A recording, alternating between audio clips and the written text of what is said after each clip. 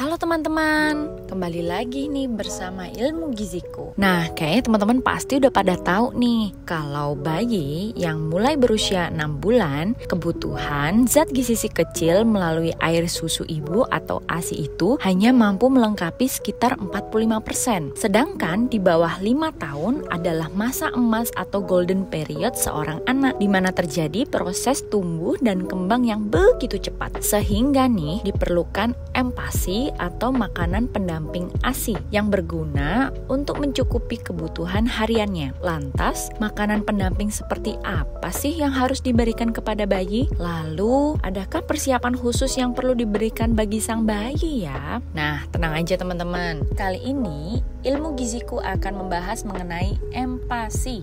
Ilmu Giziku akan merangkumnya di video kali ini, baik dari cara pemberian makanan yang tepat hingga betapa pentingnya pengenalan rasa sedini mungkin. Tapi sebelum kita mengulik lebih dalam, jangan lupa teman-teman untuk like, share, dan subscribe ya.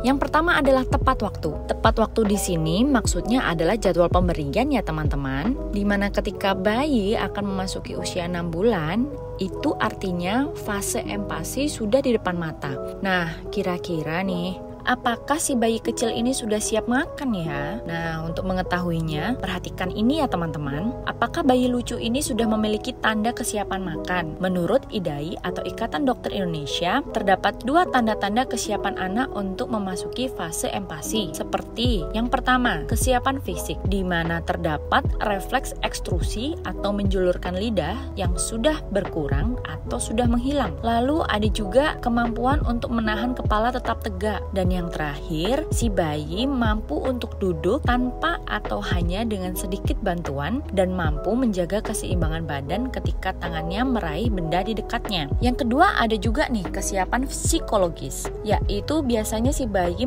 lebih mandiri dan eksploratif, kemudian menunjukkan keinginan makan dengan cara membuka mulutnya. Ada pula menunjukkan rasa lapar dengan memajukan tubuhnya ke depan atau ke arah makanan. Dan yang paling penting nih, si bayi menunjukkan ketidakberminatan atau rasa kenyang dengan menarik tubuh ke belakang atau menjauh. Jadi, ketika si bayi memiliki tanda-tanda ini, sudah dipastikan bahwa mereka sudah siap memasuki fase empasi ya teman-teman. Nah, untuk yang selanjutnya adalah bahan makanan yang sebaiknya digunakan untuk empasi. Jadi nih teman-teman, setelah bayi mencapai di usia 6 bulan, terdapat zat gizi yang paling tidak tercukupi kebutuhannya, yaitu zat besi atau Fe, di mana bayi berusia 6 bulan atau lebih memiliki kebutuhan asupan zat besi sebesar 11 mg per hari. Sedangkan ASI hanya mampu menyumbangkan zat besi sebesar 2 mg, sehingga sisanya harus didapatkan melalui empasi. Zat besi atau Fe ini sangatlah penting teman-teman, karena memiliki peranan untuk mengikat oksigen dalam tubuh, dan kita tahu bahwa organ-organ tubuh kita sangat membutuhkan oksigen, apalagi pada bayi yang sedang dalam masa-masa emasnya untuk bertumbuh dan berkembang.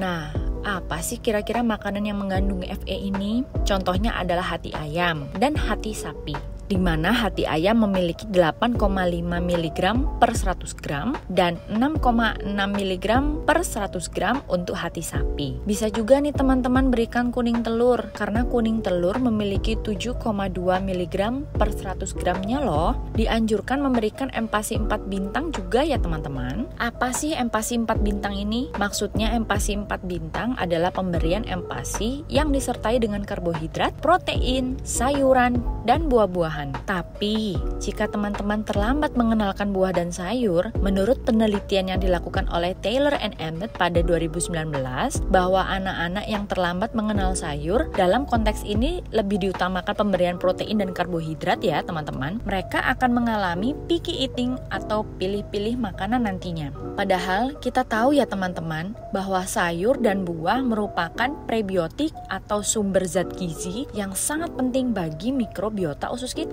Sehingga penting sekali nih pengenalan bermacam-macam jenis karbohidrat, protein, sayur, dan buah untuk bayi. Kemudian, untuk yang ketiga nih teman-teman, jangan lupa tekstur empasi yang benar itu sangat penting loh. Jadi, bayi masih dalam tahap pengenalan atau belajar, sehingga kita harus benar-benar memperhatikan tekstur empasi yang tepat dan sesuai. Untuk bayi yang berusia 6-9 bulan, mulailah dengan makanan saring, puree, atau lumat, mash. Setelah melewati fase tekstur makanan tadi, pada bayi berusia sekitar 9-12 secara bertahap memiliki kemampuan menggigit dengan tekstur lebih keras, sejalan dengan tumbuhnya gigi. Sehingga teman-teman bisa nih secara bertahap merubah teksturnya menjadi makanan cincang halus dan kasar. Dan bisa juga menyajikan finger food sebagai tambahan. Finger food ini adalah makanan yang dapat dipegang oleh anak. Nah, di atas usia 12 bulan atau 1 tahun, anak-anak mulai dapat beradaptasi dengan berbagai macam tekstur rasa. Sehingga anak sudah bisa nih masuk ke tekstur makanan keluarga. Apa sih maksudnya makanan keluarga? Maksudnya adalah makanan yang seperti kita makan nih teman-teman. Tapi ingat ya, walau sudah bisa masuk ke tekstur seperti apa yang teman-teman konsumsi, anak di atas 2 bulan ini belum memiliki kemampuan mengunyah secara sempurna. Sehingga jika perlu dihaluskan atau dilumatkan, boleh banget nih dihaluskan seperlunya ya.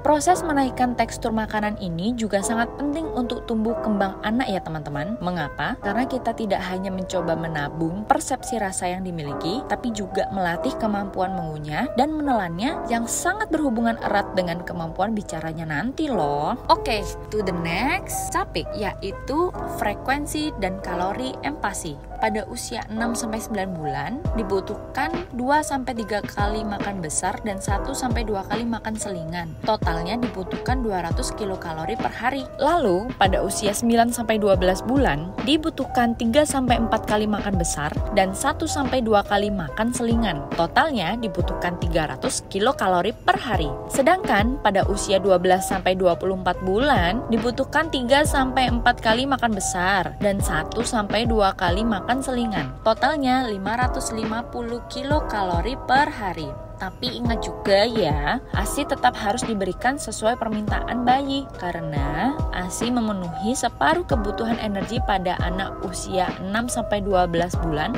dan sepertiga kebutuhan anak usia 12-24 bulan.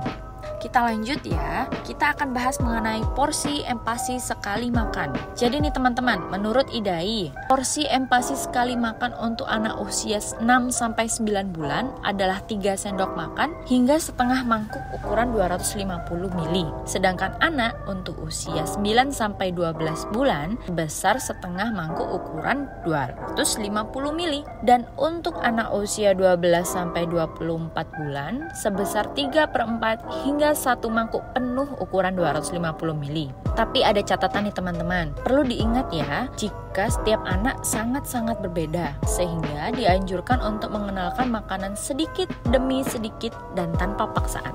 Oke, lanjut mengenai empasi aman. Nah, perlu diperhatikan ya teman-teman, aman di sini adalah mengenai cara penyimpanan dan pengolahan. Yang pertama, kita bahas mengenai penyimpanan dulu ya. Penting sekali loh kita memperhatikan cara penyimpanan empasi ini. Mengapa? Karena bakteri penyebab kontaminasi dapat tumbuh di makanan-makanan seperti daging, ikan, telur, susu, kedelai, dan juga pasta, nasi, sayuran juga nih. Makanan tersebut harus disimpan dalam lemari pendingin dengan suhu kurang dari 5 derajat Celcius ya. Dan dianjurkan untuk simpan daging dan ikan dalam wadah plastik. Lalu letakkan terpisah dengan makanan yang telah dimasak dan bahan-bahan siap makan ya. Oh iya, seluruh makanan harus disimpan sesuai dengan petunjuk penyimpanan yang tertulis pada kemasan ya. Dan tidak boleh digunakan melewati tanggal kadaluarsa. Makanan yang seharusnya disimpan di lemari pendingin tidak boleh digunakan kembali setelah berada di luar lemari pendingin selama 2 jam atau lebih. Untuk makanan beku atau frozen foods yang ada di lemari pendingin,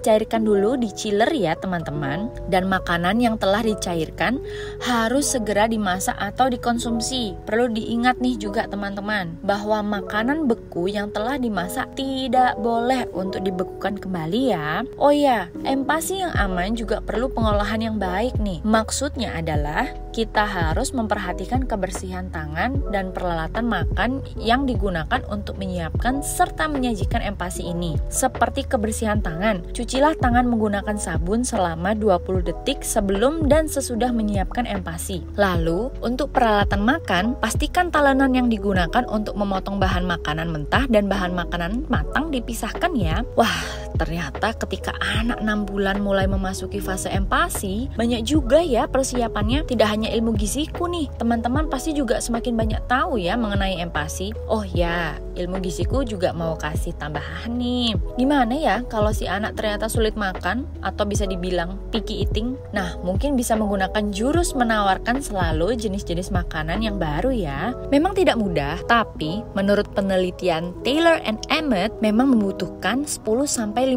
kali percobaan agar anak mau menerima dan mengonsumsi makanan dengan baik. Bisa juga dengan cara sajikan jenis-jenis makanan yang baru bersama dengan makanan yang disukai oleh anak. Boleh loh menawarkan finger foods atau makanan yang bisa digenggam kepada anak, tapi makanan yang sehat ya. Nah, ini nih yang perlu dihindari teman-teman. Asumsi bahwa anak tidak akan suka dengan jenis-jenis makanan tertentu. Wajar kok kalau anak sulit dan menolak makanan, karena itu adalah cara anak-anak untuk bertahan atau menjaga diri dari hal-hal yang baru. Yang terakhir nih teman-teman, jangan pernah memaksa anak untuk makan ya. Selain membuat anak trauma, perlu diingat juga bahwa anak tuh tahu kok kapan tubuhnya lapar atau kenyang. Nah, kalau semua sudah dilakukan dan masih sulit makan, ada baiknya nih konsul ke dokter atau ahli gizi ya teman-teman. Tetap jaga kesehatan dengan menjalankan pola hidup gizi seimbang, karena kesehatan itu dimulai dari gizi. Saya Dr. Betslina Sukmawati dari Ilmu Giziku